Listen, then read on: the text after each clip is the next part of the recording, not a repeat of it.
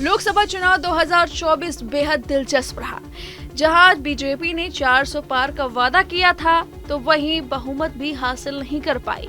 और वहीं राहुल गांधी, जिसे अंडरएस्टिमेट किया जा रहा था, वो अपने 2 सीटों से जीत हासिल करने में सफल रहे हैं और हर किसी को चौंका दिया है। कहीं ना कहीं कांग्रेस अब फिर से कमबैक करते हुए नजर आ रही है। जी हां, राहुल गांधी दोनों सीटों से प्रभावशाली अंतर से जीत हासिल की है और ऐसे में भारतीय संविधान के अनुसार एक व्यक्ति एक ही क्षेत्र का प्रतिनिधित्व कर सकता है। ऐसे में राहुल गांधी को एक सीट से अब इस्तीफा देना पड़ेगा। खास बात यह है कि साल 2019 के चुनाव में जिस सीट से राहुल गांधी ने अपनी लाज बचाई थी, उसी सीट को अब वो टाटा बाय बाय बोल रहे हैं। जी हाँ, बात कर रहे हैं वायनाड सीट की। सोमवार यानी 17 जून को पार्टी के अध्यक्ष मल्लिकार्जुन खड़गे ने अपने आवास पर पार्टी के शीर्ष नेताओं के साथ बैठकर ये फैसला लिया कि राहुल गांधी को रायबरेली से अपनी सीट को बरकरार रखनी चाहिए और वायनाड सीट से प्रियंका गांधी को चुनाव लड़ना चाहिए।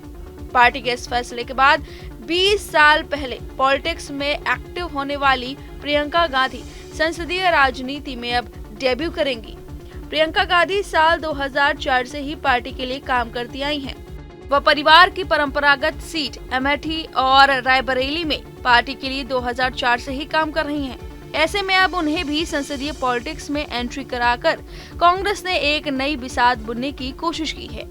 पार्टी चाहती है कि उत्तर से लेकर दक्षिण तक बैलेंस बना रहे, इसलिए पार्टी राहुल को यूपी में बने रहने देना चाहती है और प्रियंका गांधी को वायनाड सीट से उपचुनाव लड़ाना चाहती है।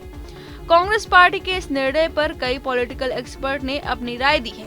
सभी अपने तौर पर इस समीकरण को समझाने में लगे हैं। ऐसे में आइए आपको बताते हैं कि राहुल गांधी ने वायनाड की जगह रायबरेली को आखिर क्यों चुना। राजनीति में 1-8% रुचि रखने वाले लोग भी जानते हैं कि यूपी में कांग्रेस इस वक्त अपने सबसे बुरे दौर से गुजर रही है। ऐसे में राहुल गांधी भी अगर रायबरेली छोड़ देते तो 2024 में मिली जीत से उत्साहित कार्यकर्ताओं का मनोबल डाउन हो जाता और वह आने वाले चुनाव में उस जोश और जुनून के साथ पार्टी के कड़ार के लिए काम नहीं करते, जैसा जोश उन्होंने 2024 के इलेक्शन में दिखाया है। यही वजह है कि रायबरेली में राहुल गांधी का सांसद बने रहना इन कार्यकर्ताओं के लिए बेहद जरूरी था। राजनीति के जानकारों की माने तो राहुल के यूपी में रहने से पार्टी का खोया हुआ जनाधिकार वापस पाने की उम्मीद बढ़ जाती है। भारत जोड़ो यात्रा के बाद न सिर्फ राहुल गांधी के आक्रामक राजनीति का रुख अख्तियार किया है, बल्कि कांग्रेस पार्टी ने भी अपनी रणनीति में बदलाव किया है। राहुल गांधी का वायनाड सीट छोड़ना इसी आक्रामक राजनीति का एक संकेत है कि राहुल यूपी में रहकर सदन में प्रधानमंत्री मोदी को घेरने का काम करेंगे। 2019 में राहुल गांधी जब अमेठी से चुनाव हार गए थे, राजनीति के जानकारों ने राहुल को उत्तर भारत के बजाय दक्षिण भारत में राजनीति करने की सलाह दी थी। लेकिन पहले तो भारत जोड़ो यात्रा के द्वारा राहुल गांधी ने इस परसेप्शन को बदला कि वह एक क्षेत्र विशेष के नेता नहीं है। पार्टी में भी कुछ लोगों का ऐसा नजरिया था कि उत्तर की कमान प्रियंका के हाथों में देना चाहिए और दक्षिण की कमान राहुल गांधी को।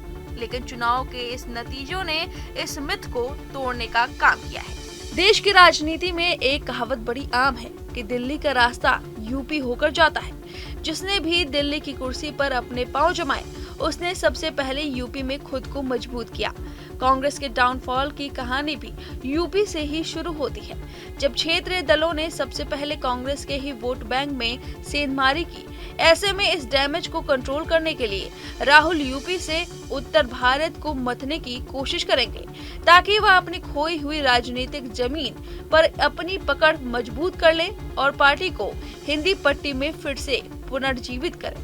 राजनीति के जानकारों की माने तो अगर कांग्रेस को 2029 में सत्ता के शिखर पर पहुंचना है, तो हिंदी पट्टी को साधना बेहद जरूरी है। आपको बता दें कि देश में 543 लोकसभा सीट में 218 सीट सिर्फ हिंदी हार्टलैंड में है। ऐसे में कांग्रेस नेता राहुल गांधी के जरिए यह संभावना तलाश की जुगल में लग गई है। सबसे अहम बात यह है कि प्रियंका गांधी को वायनाड भेजने में उत्तर और दक्षिण में एक अच्छा बैलेंस बना है, जो आने वाले विधानसभा चुनाव में देखने को मिलेगा।